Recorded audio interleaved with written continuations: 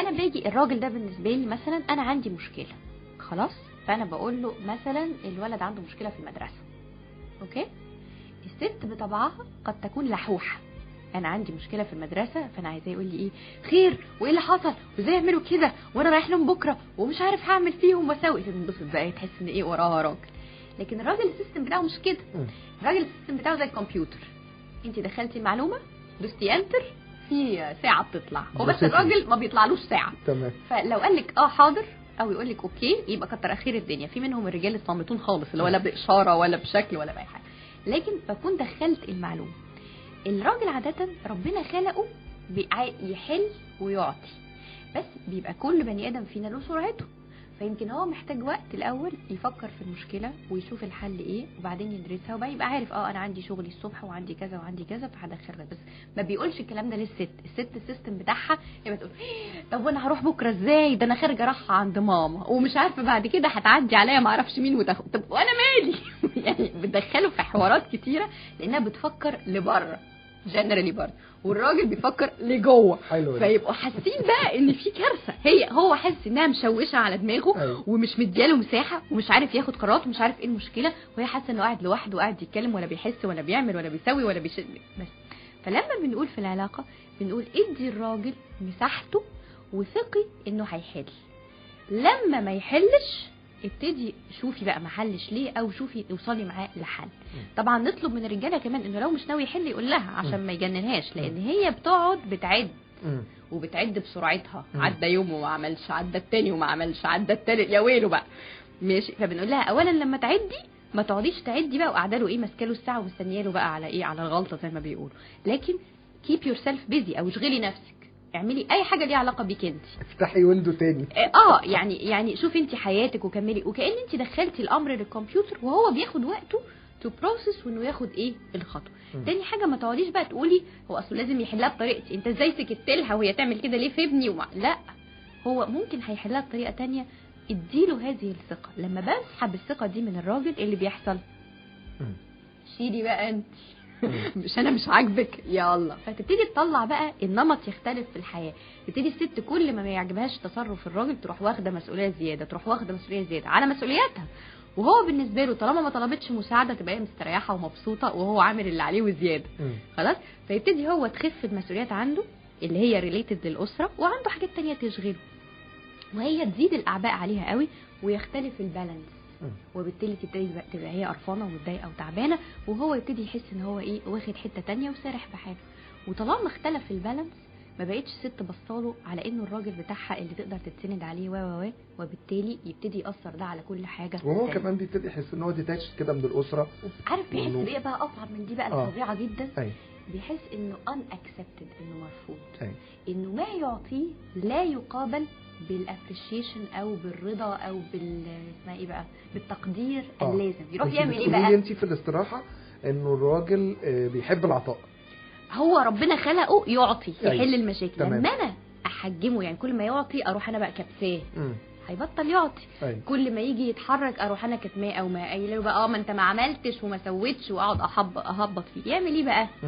ما هو عنده عطاء وربنا خلقه عنده عطاء، يدور على حد تاني يعطيه ويقول له يا سلام وانا ليا غيرك يدور على حد يديله يستقبل مني. مش بس يستقبل، هي الكواليتي بتاعت الاستقبال. الجوده يا جماعه تاني. يعني ايه الجوده؟ اني لما استقبل يعني الايزو مش كده استقبل صح، احسس الانسان اللي قدامي ان عطاؤه ده مقابل بترحيب، انا سعيده باللي هو عمله لي واللي عمله ده حل المشكله فعلا. ما اقعدش بصره بقى لا ما هو ما حلهاش على الاخر، لا ما هو ما حلهاش في الوقت اللي انا عايزاه، ما هو ما حلهاش بالطريقه اللي انا شايفاها، لا. لان هتوجد انثى اخرى اكثر ذكاء واكثر تقبلا لما يعطيه الرجل. بس هقول لك بقى التريك تقول له واو انت عملتها ازاي من غير ما تضحك عليه. طبعا لان الضحك على الناس هياخد وقت ويمشي، لكن عارف بقى دي نعملها ازاي في الخطوبه او ما قبلها؟ الاختيار. اني لما بعرف الراجل وهو بيعرفني كل واحد بيبتدي يفهم هو بيعطي ايه وقادر على عطاء ايه. الماتشنج الصح هو ان ما يعطيه الرجل يقابل باكسبتنس او برضا او بسعاده او بادميريشن او باعجاب من الزوجه. يعني لو انا ست شاطره جدا في المطبخ وجوزي يكفيه لقمه عيش حاف هل ابداعي الفظيع في المطبخ واستمراري في المطبخ طول النهار هيفهم منه حاجه؟ لا. يبقى القيمه العاليه عندي قوي هو مش هيقدرها. فمهم قوي ان ما اعطيه من قيمه سواء للرجل او المراه يبقى مقابل من الطرف الاخر بالابريشيشن، عشان ما يروحش يدور على هذا الاحتياج في الخارج. يعني الراجل ما عندوش مشكله انه يدي، بس بيبقى محتاج حد يطلب منه. تمام. محتاج حد يوجهه يطلب منه. لو طلبت مش هيعمل. تمام. وساعات محتاج حاجات دقيقه، عايزاني اعمل ايه؟ اعمل كذا كذا كذا، حاضر ماشي. ومحتاج ابريشيشن، كل ما هتديله ابريشيشن اكتر او تقدره اكتر كل ما هيعطي اكتر ويبقى عنده استعداد للعطاء اكتر. ونفس الحكايه لو بصيت عليها هتلاقي الزوجه بنفس الطريقه لو بصينا عليها، بس كل واحد انهي عطاء وشكله ايه وتقدير شكله ايه. تمام. فيما تبقى من وقت وهو دقائق بسيطة هناخد حاجة كمان أظن الرجال هيعرفوها على طول لأنها بتلقط معاهم على طول، النكد. عكسه بقى. يعني احنا الراجل مش عايز النكد. معروفة، والزوجة المصرية تحديدا انت عارفة النكتة اللي بتتقال.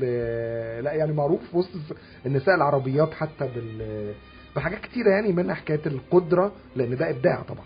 من كتر التلفزيون والبلاوي اللي بيشوفوها طول النهار. قدرة على النكد أو على إعادة إنتاج النكد.